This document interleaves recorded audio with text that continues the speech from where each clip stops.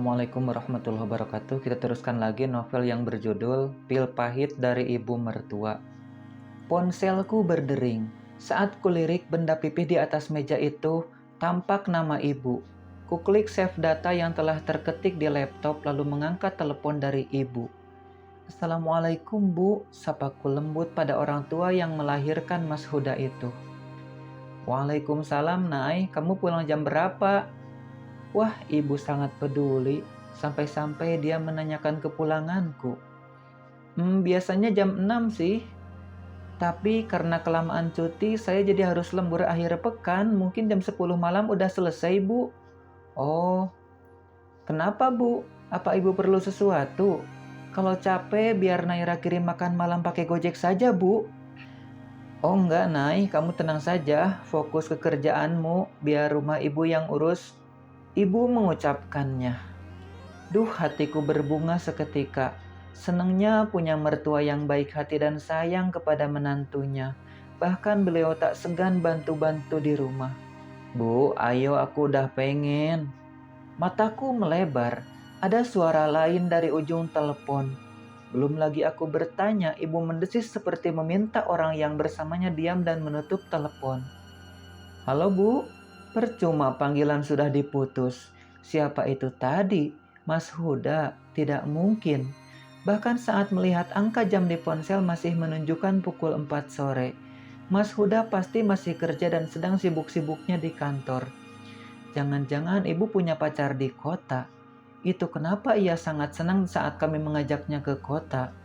Berarti bisa saja pil KB itu milik ibu yang biasa berhubungan dengan pacarnya. Duh, mikir apa sih kamu, Nay? Itu nggak mungkin, tapi bisa jadi benar. Aku jadi senewan sendiri gara-gara pil KB itu. Siapapun pemiliknya, dua-duanya bukan hal bagus. Usai sholat asar, aku segera kembali ke ruangan. Tidak ingin membuang waktu agar pekerjaan cepat selesai dan aku bisa segera pulang. Ada banyak hal yang mengganggu pikiran di rumah. Setidaknya aku harus mengklirkan soal pil KB. Semoga saja bukan punya Mas Huda ataupun ibu, tapi itu tidak mungkin. Ini membuatku frustrasi. Nai, makan dulu. Bos tiba-tiba meletakkan sekotak donat di atas meja lalu pergi. Aku tersenyum. Tahu aja anak buahnya lapar. Makasih bos, seruku senang. Pria itu hanya mengangkat tangan dan melambai padaku tanpa berbalik. Anggara bikin aku senyum-senyum sendiri. Seneng punya bos yang baik, perhatian tapi nggak modus. Sampai di rumah, aku bingung seketika.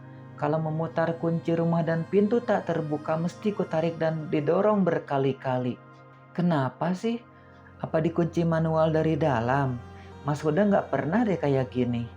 Karena kami sama-sama janjian siapa yang pulang dulu mengunci dan mencabutnya agar yang pulang belakangan bisa buka pintu dari luar. Atau kerjaan ibu yang nggak tahu dan Mas Huda belum pulang. Ku ketuk pintu beberapa kali tak ada jawaban. Mana pas bel rumah mati. Ya ampun, lengkap sudah. Akhirnya aku berjalan ke arah samping. Lampu di kamar ibu menyala. Saat mendekat, bayangan tertangkap di balik gorden berwarna putih. Kenapa seperti ada dua orang yang tengah bergerak di sana? Kukucek mata, apa karena aku sedang mengantung sampai membayangkan dua orang di dalam sana sedang bercumbu mesra? Aku pasti sudah gila. Ini pasti gara-gara pil KB sekarang aku juga mencurigai ibu mertuaku membawa pria lain ke rumah kami. Jangan-jangan benar, itu kenapa ibu tanya jamku pulang. Aku sudah sangat lelah bekerja dan mulai muak dengan ini. Mana bisa aku mengatasi ibu sendiri. Ku telepon Mas Huda tak ada jawaban. Pasti di silent lagi. Aku yakin dia juga masih di kantor. Kerjaan dia lebih banyak daripada aku. Gagal menghubungi Mas Huda, akhirnya aku beranikan menelepon ibu. Tak butuh waktu lama ibu pun mengangkatnya. Ya Nay, halo Bu, saya sudah menunggu dari tadi di luar, pintunya dikunci manual. Oh ya bentar Nay, iya Bu, banyak nyamuk hehe. Tak butuh waktu lama, ibu pun keluar membuka pintu untukku. Wah, katanya pulang jam 10 Nay, ini masih jam 9. Maaf ya ibu nggak tahu. Wanita yang 15 tahun lebih tua dariku itu mengucap tak enak. sambil beriringan masuk ke dalam. Saat melongok ke kamar ibu yang terbuka, tak ada apapun atau sesiapa di sana. Apa ibu tadi bersama orang lain di kamar? Hah? Kamu ngomong apa sih, Nay? Ibu sibuk di dapur dari tadi. Bersihkan perabotmu, ya ampun, banyak banget yang kotor dan berantakan. Yah, memang dapur berantakan. Jelas saja aku kan sibuk bekerja, jadi membereskan dapur ala kadarnya. Dan ibu tidak mengaku kalau dia dengan seseorang di kamar. Baiklah, biar nanti aku periksa rekaman CCTV di pojok ruangan tamu. Dari sana pasti kelihatan yang masuk keluar kamar ibu.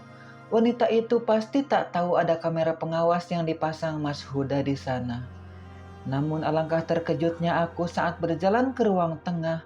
Mas Huda sudah duduk manis di depan televisi dengan memakai kaos oblong dan celana kolor. Hei, apa ini? Apa mereka... aku pasti sudah gila mikir yang enggak-enggak. Gak mungkin Mas Huda punya hubungan dengan ibunya sendiri, gak mungkin. Nay, kamu sudah pulang? Mas Huda bangkit menyambutku. Udah makan belum? Dia sangat perhatian, ini sangat mencurigakan. Ada apa dengannya? Biasanya juga gak gitu respek sama istri. Apa kepalanya kejedot? Atau memang dia berselingkuh? Awas saja kamu mas. Kalau sampai aku nemu bukti dari Sinta bahwa kamu selingkuh, tahu rasa kamu nanti. Loh, kamu sudah pulang mas? Aku pikir masih kerja, karena HP-nya nggak diangkat. Oh ya, mungkin karena di lantai atas aku nggak dengar. Dia pasti sedang beralibi. Sudah Nay, ayo makan dulu, kamu pasti capek. Ibu meraih tanganku. Sebentar bu, ku tepis pelan tangan wanita itu. Daripada kecurigaanku bertumpuk-tumpuk, lebih baik kutanyakan secara langsung pil yang ku bawa. Akhirnya ku keluarkan benda tersebut dari dalam tas. Mas, ini punya siapa? Ku tenteng ke atas pil KB itu. Mas Huda seketika berubah mimik wajahnya pucat pasi. Begitupun ibu saat aku menoleh ke arahnya, sudah kuduga pasti ini milik salah satu dari mereka. Dan semoga saja prasangka gilaku tentang keduanya yang punya hubungan adalah salah. Jawab mas, apa kamu selingkuh? Kenapa pil KB ini sampai ada di rumah kita? Aku tak sabar lagi, hingga tak bisa mengendalikan emosiku. Nay, tenanglah Nay. Ibu tiba-tiba berdiri di depanku jadi penghalang antara aku dan anaknya.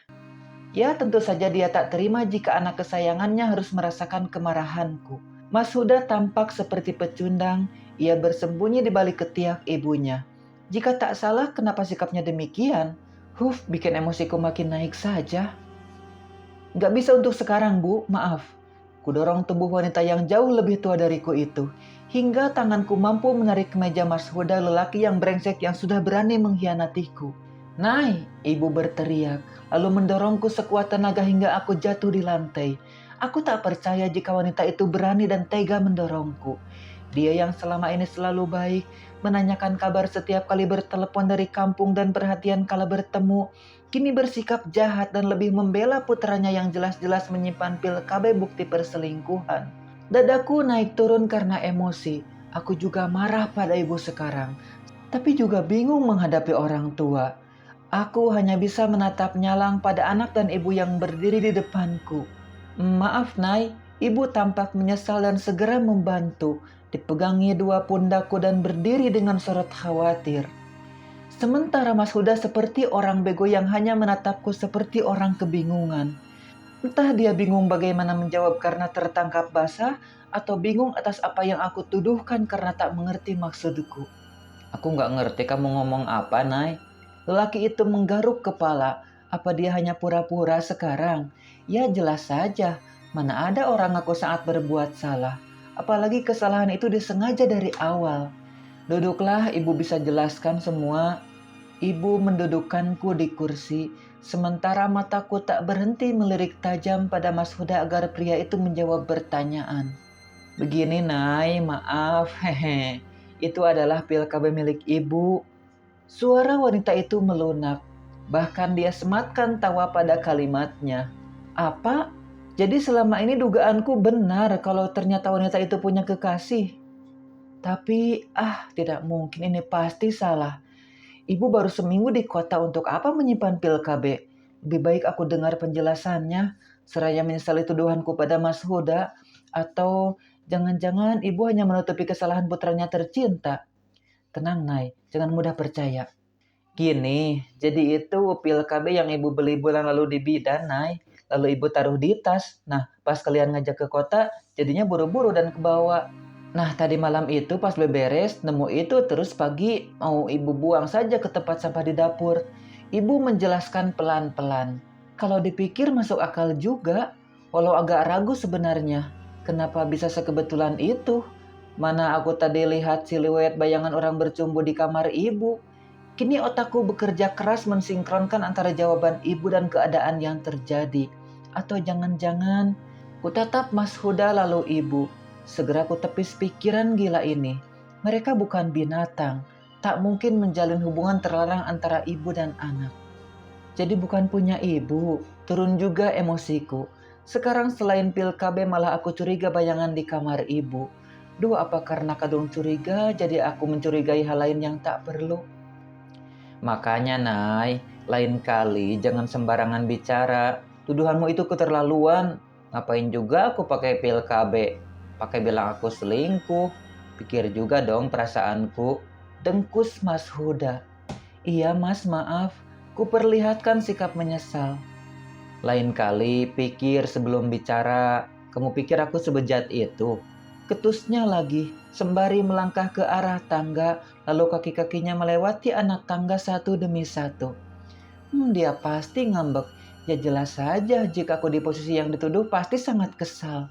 Sudah lupakan, apa kamu sudah makan? Ibu sudah masakin kamu tadi? Tanya ibu kemudian. Aku mengangguk, tapi tak kuceritakan bagaimana aku makan bertiga dengan mantan yang jadi bosku dan satu pegawai lain. Bisa-bisa malah aku yang disangka affair dan cari-cari alasan. Oh ya, apa ibu sakit? Tadi aku dengar ibu mual pas telepon. Oh itu, ibu hanya masuk angin saja, Nay. Mungkin karena kecapean menempuh perjalanan semalam. Aku pun pamit ke atas menyusul suamiku. Lelaki itu sudah tampak pulas di atas ranjang. Memunggungiku. Aku hanya menghela. Sikapmu memang keterlaluan. Setelah membersihkan diri, kurebahkan tubuh di atas ranjang. Tiba-tiba membayangkan sikap manis Anggara saat menyiapkan makan untukku dan Rena tadi. Aku jadi penasaran bagaimana keadaan istrinya. Wanita itu sudah lebih 3 bulan tak tampak di kantor.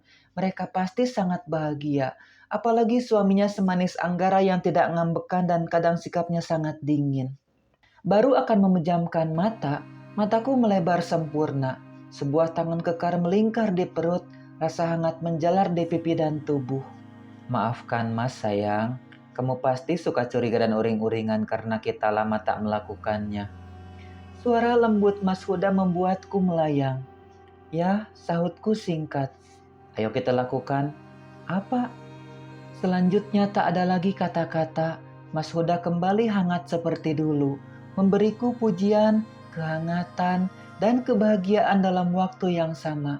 Maaf Mas, aku terlalu bodoh. Curiga tanpa bukti jelas.